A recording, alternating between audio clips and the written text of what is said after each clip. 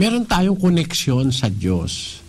At ang koneksyon natin sa Diyos, yung kanyang karunungan, yung kanyang salita, yung kanyang katuruan. Pag humiwalay ka sa salita ng Diyos, humihiwalay ka sa koneksyon mo sa Diyos. Pag itinakwil mo yung salita ng Diyos, para mo nang itinatakwil ang Diyos. 12:48 ng Juan. Ang nagtatakwil sa akin at hindi tumatanggap sa aking mga pananalita ay mayroong isang hahatol sa kanya. Ang salitang aking sinalita ay siyang sa kanya'y hahatol sa huling araw. Ang sabi ng Panginoon natin, ang nagtatakwil sa akin at hindi tumatanggap ng aking pananalita. So ang pag hindi mo pala tinanggap yung salita ng Diyos, para mo na rin itinatakwil ang Diyos. Kaya ang nag-uugnay sa atin at ang Diyos, yung salita. Yung salita na yun, nakasulat yun sa Biblia. Yung aral ng Diyos, yung salita niya, nakasulat sa Biblia yun. Kaya meron tayong malaking koneksyon sa Biblia. Kasi ang Biblia, yung salita niya, ang nagkokonekta sa atin sa Diyos. Para magkaroon tayo ng connection sa Diyos, kailangan natin yung kanyang salita sa Biblia. Basahin natin ang unang Juan 1:3 hanggang 4. Yaong aming nakita at narinig ay siya rin naming ibinabalita sa inyo, upang kayo naman ay magkaroon ng pakikisama sa amin. Oo, at tayo ay may pakikisama sa Ama at sa kanyang anak na si Hesukristo. At ang mga bagay na ito ay aming isinusulat upang ang ating kagalakan ay malubos. Sabi ng mga apostol, yung aming mga sinusulat, yun ang aming nakita, yun ang narinig namin sa Panginoon. Kasama kasi nila si Kristo na naturuan sila na personal. Yung lahat nung narinig nila at nakita, binabalita namin sa inyo, sabi nila, para magkaroon kayo ng pakikisama sa amin.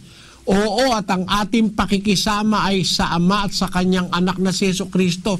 So nagkakaroon tayo ng koneksyon sa Ama at sa kay Kristo sa pamamagitan ng mga sinulat ng mga apostol. Ang ganito kapatid, merong isang klase ng pag-aaral na hindi ka pupunta sa school. Yung pag-aaral through correspondence. Ako kasi nag-aral ako ng alternative medicine through correspondence. Hindi naman ako pumunta sa Australia. Kahit kailan di pa ako pumupunta sa Australia Pero nag-aral na ako doon ng medicine, alternative medicine. Kung paano yung hindi ka iinom ng gamot na chemical at saka mga nasa butika. Ang iinumin mo yung mga dahon-dahon, mga tsaa-tsaa, yun, mga ganon. Napag-aralan ko yung bahagi nun. And that is true correspondence. Meron ding mga international courses na true correspondence. Ang nag-uugnay sa'yo, yung turo na natutunan mo. Pag napatunayan nila, natutunan mo, bibigyan ka ng diploma. Nakaugnay ka dun sa school, dun sa knowledge na itinuro nila.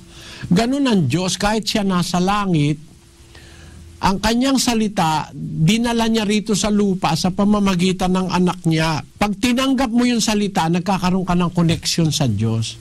Bawa, sabi ng Diyos, sasambahin mo ako. Paano mo ako sasambahin? Sasambahin mo ako sa espiritu at sa katotohanan. Huwag kang luluhod sa mga ribulto. Ayoko niyan. Sumunod ka sa Diyos, di ka nga lumuhod sa ribulto. Sinamba mo siya in spirit. Nagkaroon ka ng koneksyon sa Diyos. Nagkaroon ka ng relasyon sa Diyos. Yun ang sagot ko dun sa bakit pinag-uusapan yung Bible, all about the Bible. Ano koneksyon ng Biblia sa buhay ng isang tao? It is God's Word that is in the Bible.